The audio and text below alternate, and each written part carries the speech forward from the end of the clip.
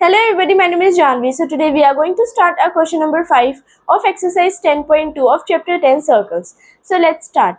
Our question number 5 says that prove that the perpendicular at the point of contact to the tangent to a circle passes through the center. इसका मतलब है कि एक circle है, उसके पास से एक टेंजेंट जा रही है, ठीक है, और जो ये टेंजेंट जा रही है, ये जो ये रेडियस है ना सर्कल के, इस पे परपेंडिकुलर है। तो इनने कहा है जो ये सेंटर से लाइन आ रही है, ये जो परपेंडिकुलर है इस पे लाइन, ये प्रूव करना है कि ये सेंटर से आ रही है। तो ये प्रूव करने के लिए हम एक और सेंटर मान लेंगे, अज्यूम करेंगे, किसी भी साइड कर लेंगे, इस साइड कर लेंगे या इस साइड कर लेंगे। मैं यहाँ पे कर लेती हूँ और इस सेंटर को हम नाम दे देंगे ओ डैश। तो अब हम लिखते हैं कि हमें कैसे कैसे करना है। सबसे पहले तो हम लिखेंगे कि हमें क्या करना है। हमने सबसे पहले कंस्ट्रक्ट करा है, हमें सबसे पहले कंस्ट्रक्ट करना है। कंस्ट्रक्ट में हमें क्या करना है, मान लो ये m है, हम लिख देंगे जॉइन ओ डैश m, ठीक है। इतना सा हमें कंस्ट्रक्ट करना है। अब उसके बाद हमें एक चीज गिवन है, क्या गिवन है कि जो ए बी है वो टेंजेंट है, बस इतना ही गिवन है, ठीक है। फिर उसके बाद हमें प्रूव क्या करना है कि ये सेंटर से पास हो रही है, A B passes, sorry, OM perpendicular on AB passes through center। ये हमें प्रूव करना है। तो अब हम सॉल्यूशन करते हैं। सॉल्यूशन में हमें क्या लिखना है, सबसे पहले हम लिखेंगे let the centre of circle B O. O हो गया हमारा सेंटर, तो फिर जो ओ एम है वो परपेंडिकुलर हो गया ए बी से, क्योंकि जो टेंजेंट है, tangent at any point on circle is perpendicular to the radius through point of contact। ठीक है, हम ये पूरी थ्योरम लिख देंगे जो हमारी है। उसके बाद जो एंगल ओ एम बी है वो हमारा 90 डिग्री का आ जाएगा। ये हमारी फर्स्ट इक्वेशन हो जाएगी। आगे हम क्या करेंगे, मैं इरेज कर देती हूँ। आगे हम क्या करेंगे, देखो ये हमने फर्स्ट इक्वेशन मान ली। अब हम लिखेंगे, हम अज्यूम करते हैं, let us assume that O dash M, O dash is centre of circle. अब हम ये अज्यूम कर लेते हैं कि ये है सर्कल का सेंटर, ठीक है। तो फिर जो ओ डैश एम है वो परपेंडिकुलर हो जाएगा ए बी पर, जिससे O dash M B 90 degree का हो जाएगा। ये हमारी सेकेंड इक्वेशन हो जाएगी और ये परपेंडिकुलर होगा इसी थ्योरम से। ये हम सेम थ्योरम यहाँ पर भी लिख देंगे, ठीक है। अब उसके बाद हम क्या करेंगे, दोनों फर्स्ट हम लिखेंगे from equation 1 and 2 we get. हमें दोनों इक्वेशन से क्या पता चला कि जो ओ एम बी है वो इक्वल है angle O dash M B के। ये हमें चीज पता चली। लेकिन जो हमारा यूक्लिड का एक्सियम था, यूक्लिड का एक्सियम क्या कहता है, जो होल है वो ग्रेटर, जो होल होता है वो उसके पार्ट से, जो उसका पार्ट होता है वो उससे बड़ा नहीं होता। ये क्या होता है कि जो पूरा होल होता है, मान लो इसका पार्ट है, ये पार्ट कभी इस पूरे होल से बड़ा नहीं हो सकता। तो जो ओ डैश एम बी है वो पार्ट है एंगल ओ एम बी का, तो फिर वो ओ एम बी के इक्वल या फिर उससे बड़ा नहीं हो सकता। That the whole is always greater than the part. जो पूरा होल होता है वो हमेशा बड़ा होता है पार्ट से। तो इसका मतलब अब बड़ा होता है तो ये हमने 90 डिग्री का मान लिया। अगर बड़ा होता है तो फिर O dash M B 90 degree के इक्वल नहीं होगा, 90 डिग्री से छोटा होगा। तो हमारी एग्जम्पशन रॉन्ग थी। तो हम क्या लिखेंगे, हम लिखेंगे by Euclid's axiom that the whole is always greater than its part. Angle O dash MB is not equal to 90 degree. It is less than 90 degree. ठीक है, ये हो जाएगा कि लेस देन होगा 90 डिग्री से। तो हम आगे क्या लिखेंगे, जो हमारी अजम्पशन थी वो गलत थी। सो are assumption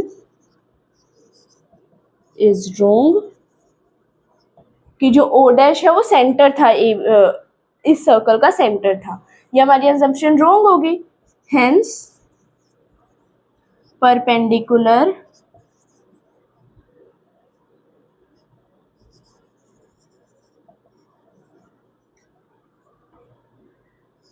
on the tangent passes through the center of circle।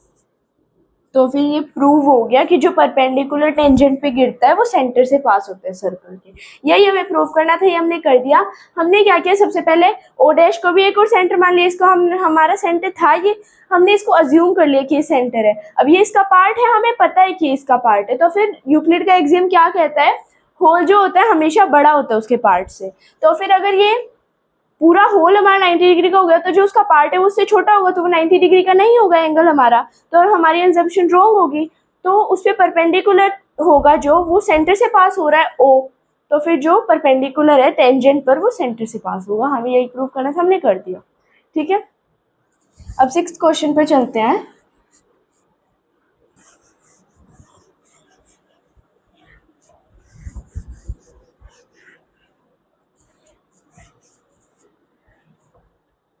अब 6th क्वेश्चन पर चलते हैं। 6th क्वेश्चन में हमें क्या दिया गया है, the length of a tangent from a point A at the distance 5 centimetre from the centre of the circle is 4 centimetre. अब हमें एक डायग्राम बनाना है, एक फिगर बनाना है। सर्कल है हमारे पास, वहां से कोई पॉइंट है ए, उसका डिस्टेंस सेंटर से तो 4 सेंटीमीटर है और वैसे इसका डिस्टेंस टेंजेंट का डिस्टेंस 5 सेंटीमीटर है। क्या लिखा है, length of the tangent from point A at distance 5 centimetre from the center। नहीं, सेंटर से 5 सेंटीमीटर है और इसका डिस्टेंस 4 सेंटीमीटर लेंथ। तो अब देखो हमें क्या निकालना है, हमें ओ बी निकालना है। ओ बी क्या हमारी रेडियस है, रेडियस निकालनी है हमें सर्कल की। तो कैसे निकालेंगे, अब जो ये टेंजेंट है इस पे रेडियस परपेंडिकुलर होगी तो ये राइट एंगल ट्राइंगल होगा, तो फिर पाइथागोरस थ्योरम से निकालेंगे। ओ बी का स्क्वायर किसके इक्वल होगा, ए बी का स्क्वायर माइनस, नहीं सॉरी, ये तो इस पे परपेंडिकुलर है ना, तो हमारा हाइपोटेन्यूज तो ए हो जाएगा, ए ओ का whole square minus A B का होल स्क्वायर। अब ए ओ का होल स्क्वायर क्या है, 5 का होल स्क्वायर माइनस 4 का होल स्क्वायर, मतलब 25 माइनस 16। 25 में से अगर हम 16 को माइनस करेंगे तो 9, तो रूट आ जाएगा, अंडर रूट। क्यों आएगा अंडर रूट, देखो यहाँ पे ओ बी का होल स्क्वायर है, ये स्क्वायर यहाँ पे जाके रूट हो जाएगा, तो ओ बी अंडर रूट 9 के इक्वल होगी, तो O B plus minus 3 centimetre आ जाएगा, मतलब हमारी रेडियस आ गई 3 सेंटीमीटर। यही हमें निकालनी थी 6th क्वेश्चन में। तो अब हम अपने 7th क्वेश्चन पर चलते हैं।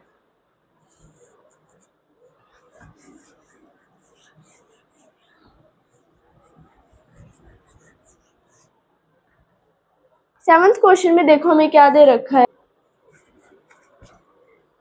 Two concentric circles. दो कंसेंट्रिक सर्कल्स क्या होता है, जिनका सेंटर से होता है, लाइक सेम सेंटर से वो सर्कल बनाए जाते हैं।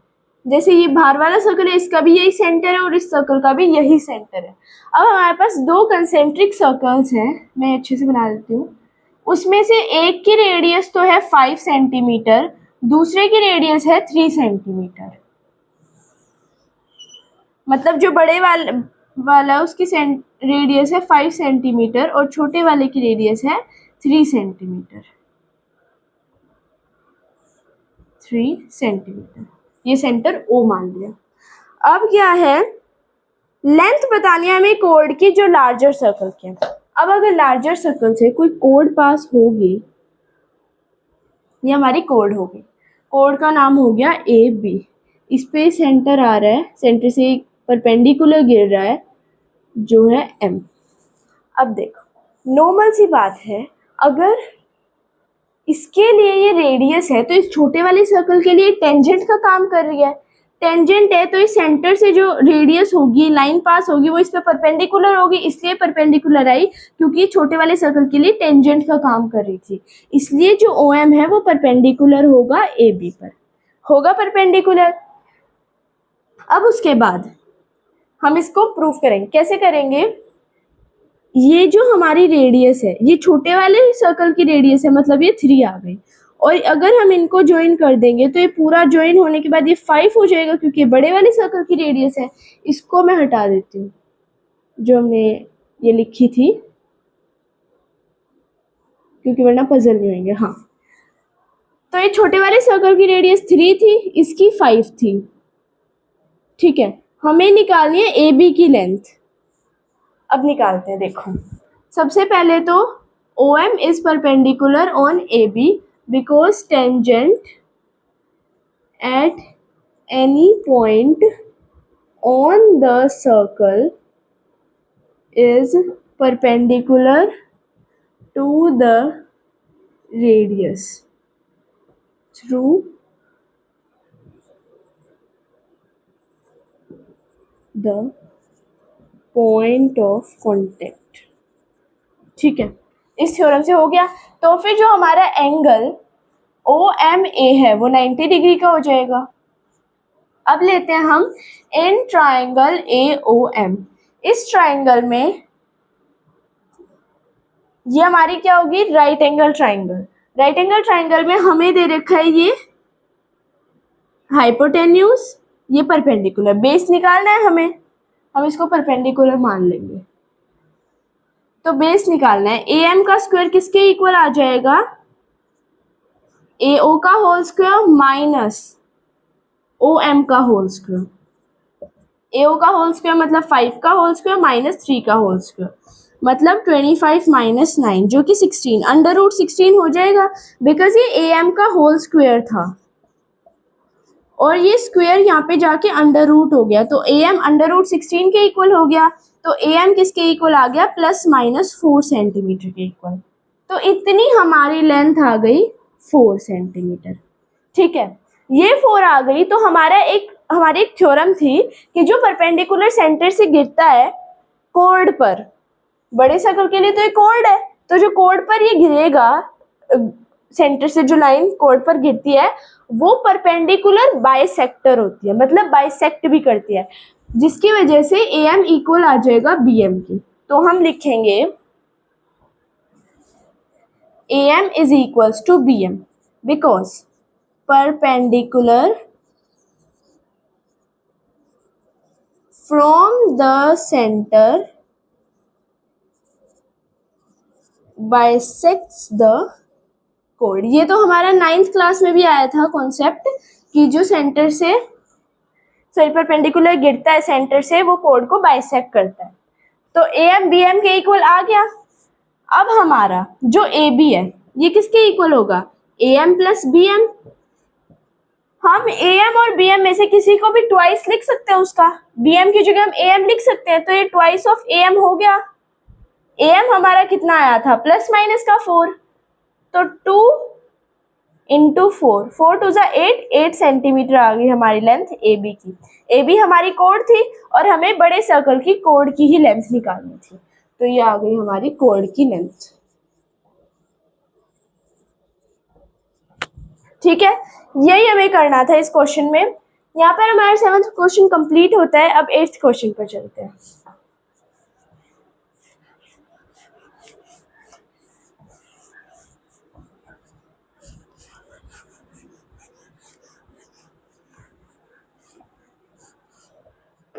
एट्थ क्वेश्चन में हमें क्या दे रखा है, a quadrilateral ABCD is drawn to circumscribe a circle, prove that.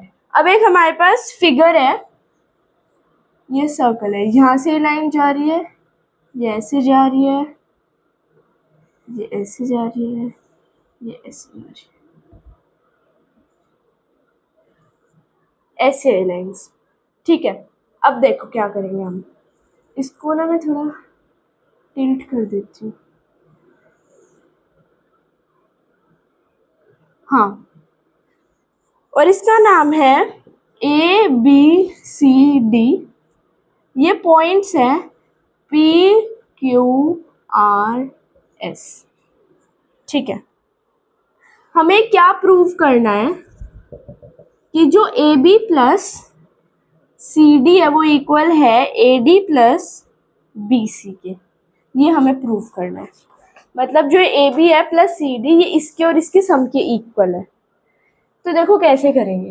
अब ये है क्वाड्रिलेटरल, क्वाड्रिलेटरल तो है, लेकिन इस सर्कल के लिए AB, BC, CD, AD ये सारी टेंजेंट्स है। ठीक है, इस सर्कल के ये सारी टेंजेंट्स हैं, तो फिर AP टेंजेंट की कोई लेंथ होगी, क्योंकि पॉइंट ऑफ कांटेक्ट है तो इतनी हमारी लेंथ होती है। तो जो AP है वो AS के इक्वल होगी, क्योंकि length of tangent passing from an external point, एक एक्सटर्नल पॉइंट है AP, यहाँ से पास हो रही है AP और सॉरी एक एक्सटर्नल पॉइंट है AP और AS इस पॉइंट से पास हो रही है, तो AS और AP की लेंथ इक्वल होगी। B एक पॉइंट है तो BP और BQ की लेंथ ऐसी इन दोनों की लेंथ ऐसी इन दोनों की लेंथ इक्वल होगी। तो देखो हम लिखेंगे as AB, BC, CD and AD are tangents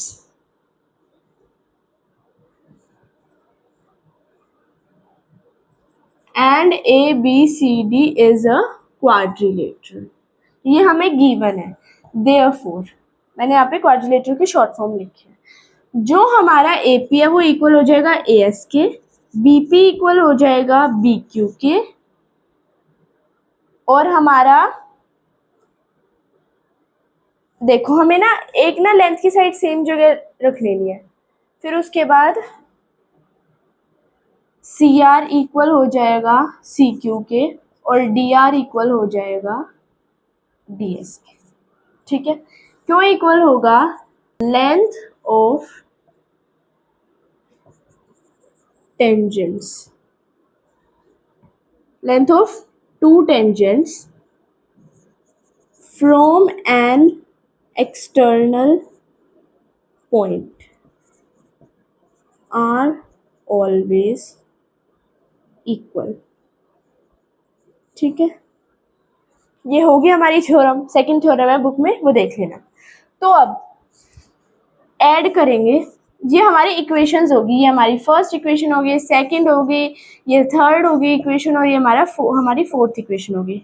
तो एडिंग इक्वेशन 1, 2, 3 एंड 4 ऐड करेंगे सब इस इक्वेशंस को। ऐड करने के बाद देखो क्या आएगा, AP plus BP plus CR plus DR is equals to AS plus BQ plus CQ plus DS। अब देखो AP प्लस BP AB बना रहा है, तो इन दोनों को हम AB लिख सकते हैं, प्लस CR और DR CD बना रहा है, तो इन दोनों को हम CD लिख सकते हैं। अब AS और DS AD बना रहा है, तो AD प्लस BQ और CQ BC बना रहा है, पूरी BC लाइन पर है, तो BC। हमें यही प्रूव करना था, AB plus AD plus AB plus CD is equals to AD plus BC, ये हमने प्रूव कर दिया। तो ऐसे ही करना था, हमें पहले इन सबको इक्वल लिख देना, फिर जब हम ऐड करेंगे, मैंने इसलिए बोला था सेम साइड का, मतलब अगर हम इस साइड ये वाली और ये वाली साइड्स रखेंगे, लेंथ रखेंगे टेंजेंट की, तो फिर जब हम एक साइड को पूरी को ऐड कर रहे होंगे ना, तो फिर वो हमारी ये AB और CD ही आएंगी। वरना अगर हम ऐड करते, मान लो ये BC यहाँ पर आ जाता और यहाँ पर CD आ जाता, तो हमें इसको इंटरचेंज करना पड़ता। ठीक है, यहाँ BC की जगह CD आ जाता है, यहाँ CD की जगह BC आ जाता है, तो हमें इनको इंटरचेंज करना पड़ता है। तो इसलिए अंडरस्टैंडिंग के लिए कि ये सीधा हमें ऐसे प्रूव करना है, तो मैंने एक साइड में सारी ये लिख दी, AP BP CD sorry CR और DR, फिर उसके बाद एक साइड पे ये 4 लिख दी। ठीक है, तो ये हमारा 8th क्वेश्चन था। अब अपने 9th क्वेश्चन पर चलते हैं।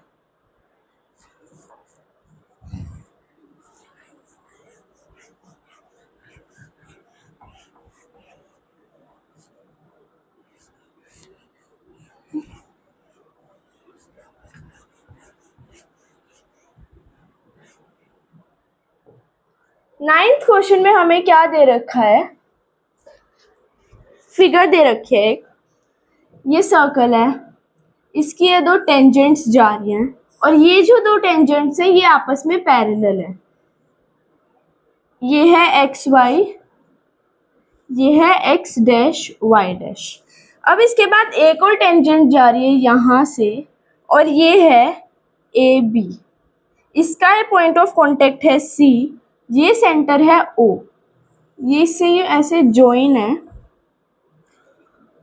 ये पूरा एक डायामीटर है PQ।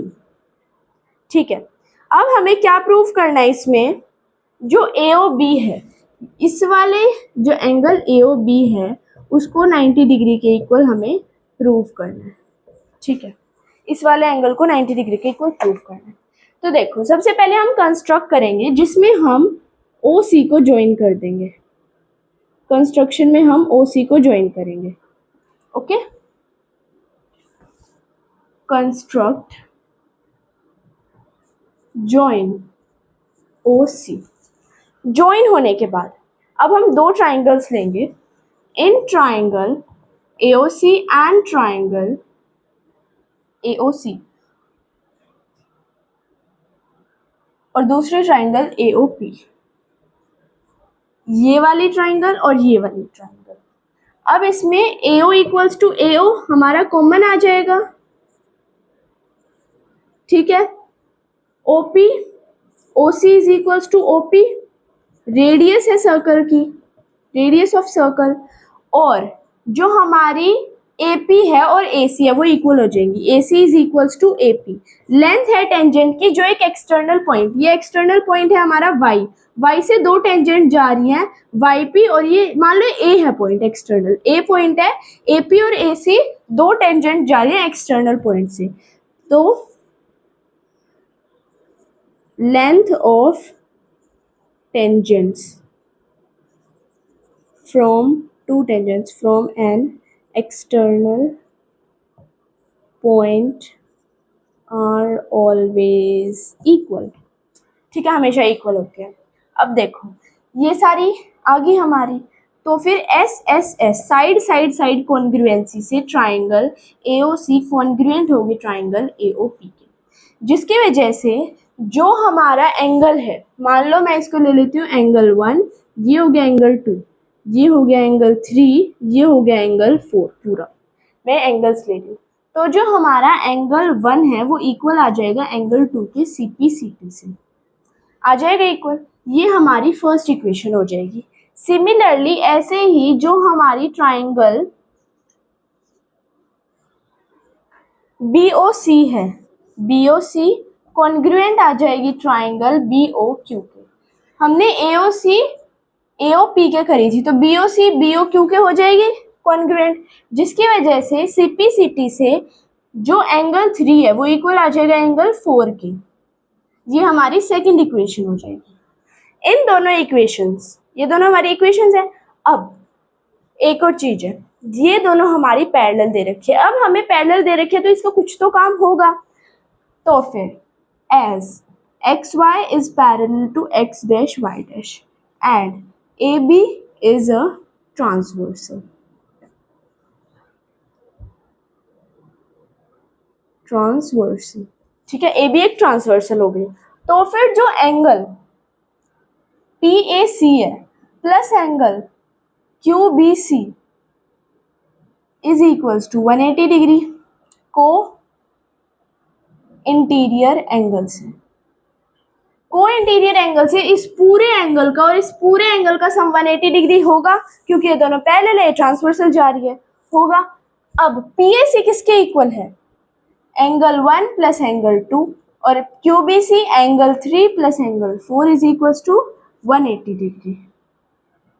है ये इक्वल? अब देखो क्या करेंगे।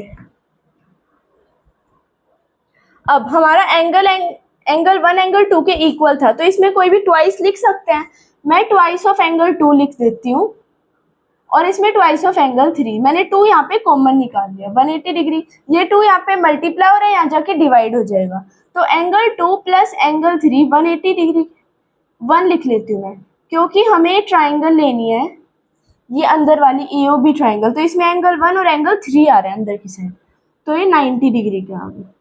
एंगल 1 और एंगल 3 देखो, जो यहाँ पर ये एंगल 3 है और यहाँ पर ये एंगल 1 है, ये दोनों एंगल आपस में अगर 90 डिग्री के आगे तो एंगल सम प्रॉपर्टी, ये ट्राइंगल है, इन दोनों का सम तो 90 डिग्री हो, तो ये ऑब्वियसली 90 डिग्री का आ गया AOB। फिर एंगल सम प्रॉपर्टी से देखो ये दोनों हमारे 90 डिग्री के आ गए। Now in triangle AOB, angle AOB plus angle 1 plus angle 3 is equal to 180 degree. Angle sum property of triangle, ठीक है, होगा ये। अब AOB एंगल 1 और एंगल 3 90 डिग्री के इक्वल है, तो एंगल AOB प्लस 90 डिग्री आ जाएगा is equal to 180 degree. Proved above है। अब उसके बाद एंगल AOB किसके इक्वल आएगा?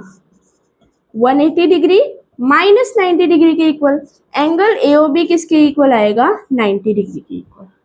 यही हमें निकालना था, AOB को 90 डिग्री के इक्वल प्रूव करना था, हमने कर दिया। थोड़ा सा ट्रिकी क्वेश्चन है, बट अच्छे से समझोगे, लेकिन आप फिगर को अच्छे से समझोगे आपको पता चलेगा आपको क्या क्या करना है, ठीक है, देखते ही पता चल जाएगा और थोड़ा सा दिमाग लगाओगे तो, ठीक है। तो यही थे हमारे 9 क्वेश्चन तक। नेक्स्ट क्वेश्चन हम नेक्स्ट वीडियो में करेंगे। So if you like my video please like share subscribe to my channel. Okay, bye.